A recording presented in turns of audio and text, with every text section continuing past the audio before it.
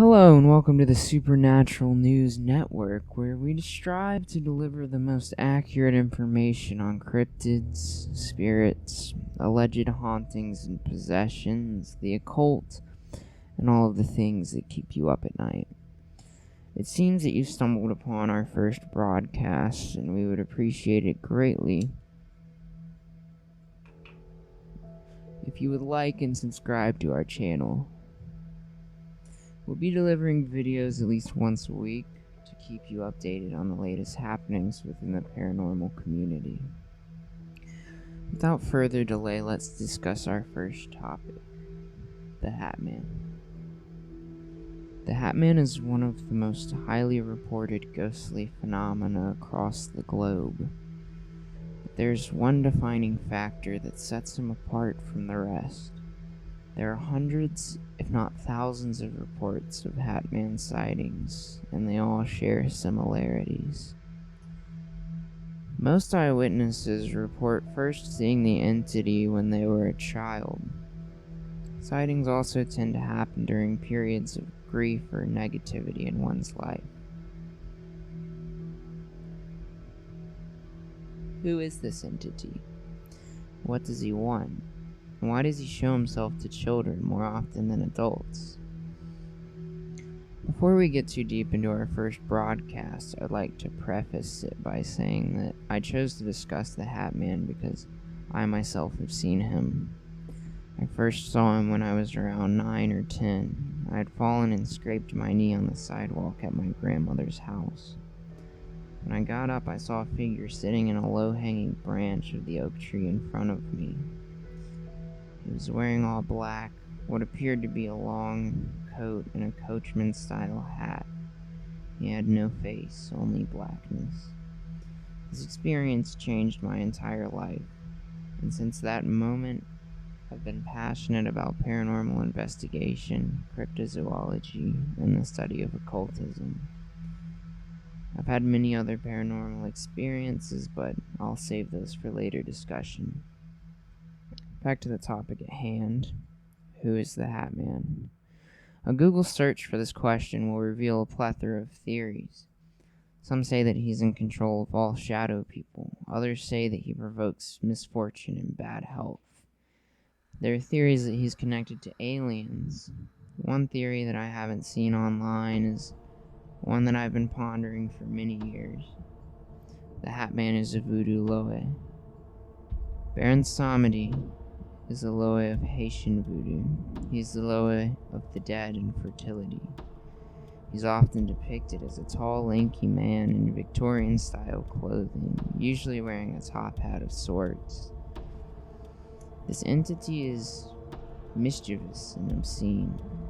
He often appears in times of death and enjoys offerings of rum and tobacco. He's also viewed as a protector of children. To me, this is the only theory that makes sense. What does this entity want? Some say that the hatman is an evil entity, and that he feeds off of the fear that he brings his victims. I believe that he's a protector of sorts. The Baron is, after all, the loe of death, so it only makes sense that he should appear in times of negativity or ill fate. However, this is only speculation. Only the entity truly knows what it wants. It is also my belief that he shows himself to children for either one of two reasons. The first being that he is the Baron, and it is his job to protect and act as a sort of guardian angel, if you will. The other is that he's a malevolent entity and knows that the minds of children are often easily manipulated and corrupted.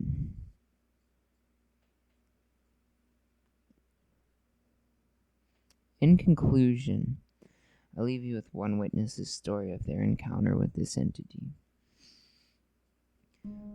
My experience with the hatman came in 1994 when I was about 14 years old. I was living with my grandmother and great-grandmother at the time at my home in Nashville, Tennessee. I'd been staying up really late that night, and at about 2 a.m. in the morning, I found myself lying in bed, nodding off as I was watching TV. The lights were all off, and the only light that was lighting my room was the one coming from the TV set in front of me.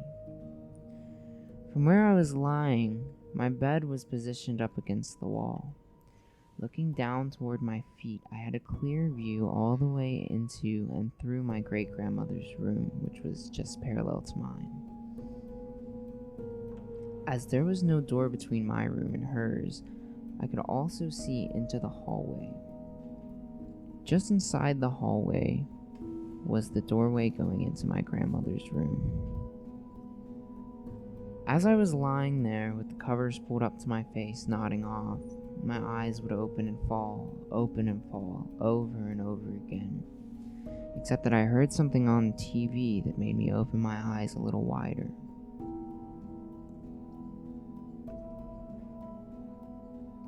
Only this time I saw something out of the corner of my eye. I'd always had a fear about intruders and what I would do if someone ever broke into our home. For a brief moment I thought that the movement I was seeing might be my grandmother getting up to go to the bathroom. But as I moved my eyes more into focus, looking down through my great-grandmother's room into the hallway, I very quickly realized that it wasn't my grandmother. What I saw gripped me immediately with fear and dread. I saw a tall, human-like figure, and the figure looked like that of a man. The man had no distinguishable features whatsoever. I could see no eyes, no nose or mouth, only blackness. He looked like a shadow, only darker, much darker. He had a very wide-brimmed hat and a long trench coat that flowed as he moved. I started to tremble. My heart began to race at that moment. I came to the conviction that there was indeed an intruder in my house. I watched him move. In the back of my mind, I began to play out scenarios as to what he and I were going to do. Was I going to yell? Was I going to get up and run after him and try to fight him? I kept looking into the hallway. He stood there at the threshold between my great-grandmother's room and my grandmother's room. He leaned his head and body into my grandmother's room and looked in, turning his head toward her and then toward me. I had my eyes closed as much as I could so I could still see him and yet look like I was sleeping. He stood there for what seemed like an eternity. He then moved very slowly and without sound back into the hallway just out of view. Then immediately I saw his figure move toward my grandmother's room. The same as before, he leaned his body and head in, looking at her, again, not making a sound. He leaned back and moved out of view into the hallway. At this point, I didn't know what else to do. I was convinced that we had some kind of burglar in the house, so I summed up as much courage as I could, jumped out of bed yelling, and charged into the hallway ready for a fight.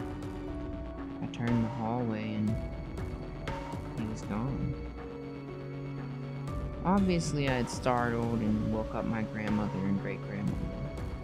I told them what had happened, and needless to say, we didn't go back to sleep for a long time. And when we did, we left the light on. After my experience that night and during the next day, I spent a lot of time talking with my family about what had happened. I was surprised to know that my experience of the man with the hat and cape was not the only one that had happened in that house. As it turned out, both my grandmother and great-grandmother had seen the same thing, although they described it in different terms. Over the years since that time, I had grown very antagonistic against the whole thing, brushing it off as mere happenstance, a figment of my imagination, or perhaps the result of my nodding off and being in that in-between place of being awake and half asleep. I thought about it every now and then, but I put it to the back part of my mind and paid little attention to it. I would continue to feel this way about the experience until 2 years ago. That's when everything changed. I was listening to Coast AM with George Nuri one evening, and It was really late in the night, perhaps 2 or 3 a.m. They were doing a show on what was called shadow beings. It was the first time that I had ever heard of something like that. As I listened to the show, nothing could prepare me for what I heard next. George Nuri and the guest went on to describe people's experiences with one particular shadow being. A dark man-like figure with a wide-brimmed hat and a cape. Immediately, I felt chills run down my spine. I knew at that moment that what had happened to me as a teenager was not a figment of my imagination and was definitely not the result of me nodding off. I'd seen what these people were describing. Since that time, I've engaged in quite a bit of research on the phenomenon of the hatman. I've read countless stories from others who have had similar experiences and have compared people's stories to try to make sense out of what is happening.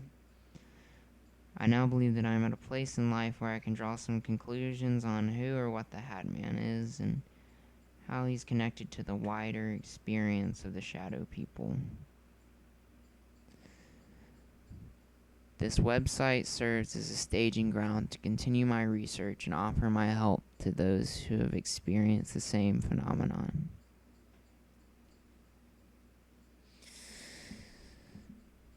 Thank you for tuning in to the Supernatural News Network. If you like this broadcast, please like this video and subscribe. Leave a comment or a suggestion as to what you would like to see next. It's been a pleasure. Good afternoon. The title to my special order tonight is Just a Bad Dream.